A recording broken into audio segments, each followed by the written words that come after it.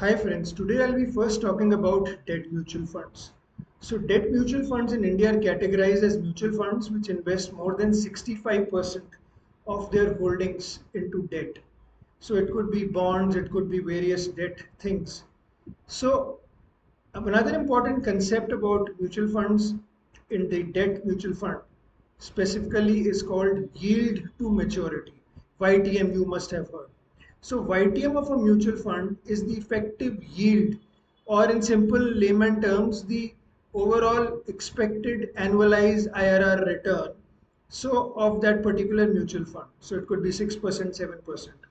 In more technical terms, it is nothing but the weighted average annualized return expected if all the bonds in that particular folio of mutual funds are held until their maturity dates.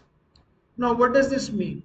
For example, mutual fund you would be seeing YTMs or yield on a daily basis moving up and down. So it means why? Because the prices of bonds are moving every day, so their yields will also change on an everyday basis. So herein I bring this point to make you understand that a bond investor, or for that matter even a mutual fund investor, needs to understand that he will not get any fixed return if he says, like in the case of fixed deposit, 6%. Here the NAV will keep fluctuating because the YTM of that mutual fund or bond keeps changing on a daily basis. Why? Because these bonds or the portfolio of the mutual fund which is invested into bonds and other thing are tradable and their price keeps changing every day. So there is an inverse relationship between the price and the bond yield. So or the YTM. So for example, if RBI tomorrow raises the interest rate by 1%, so the mutual fund YTM will go up. And what will happen when the yields go up? There is an inverse relation. The price of the bonds or the NAV of the mutual fund will fall. So let's say in the short run, if somebody is buying a liquid plus fund or an ultra short term debt fund or some other kind of debt mutual fund, there may be certain losses which we call as mark to market losses. So investor may say that, oh, I have invested, so how can I have a loss in debt mutual fund? So this is the reason you may have a loss in partial loss in debt mutual fund, which is notional unless you really sell it on that day. But chances are that if you hold it for a longer period of time, the chances are, of course, there's no guarantee that your M2M loss may get mitigated, reduced, or may still remain. So there is that element of M2M risk which will always be there in a debt mutual fund portfolio.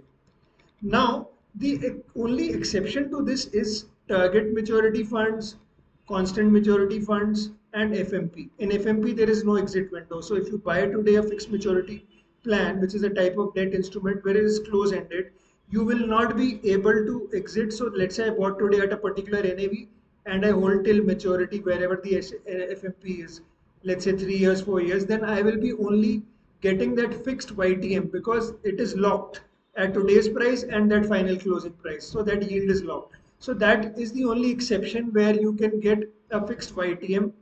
But in the case of target maturity, which are open-ended funds or constant maturity, where you have this, their YTMs will also fluctuate. But there, if also you hold till maturity, you can lock your YTM. In other typical debt mutual funds, where you don't have this thing like they're perpetual and going on, your YTMs will keep changing, and YTM minus expense is what an investor can ideally expect as a return, which can be very volatile across the entire spectrum of his holding. Now coming to fixed deposit, which is another thing. In fixed deposit, you get a fixed rate of return. There is no M2M loss. So one may say that fixed deposits don't carry that risk of M2M. So investor can be feeling very more relaxed in the sense that I will not have any volatility. But investor also needs to understand that there is no tax advantage in fixed deposit, and in also in the case of mutual fund, or typically in the case of bonds, because everything is now taxed. In the case, I'm not sure about bonds. I will have to check. So I'm not making that statement. I'll have to get back to you on bonds. But in the case of mutual funds and specifically in the case of fixed deposit, the taxation has now been level playing field. So, pardon me if I've said thing about bonds, but I'm not sure about bonds, how that specific taxation will play. But for these two categories, mutual funds and for fixed deposit, their tax advantage has been is now the same.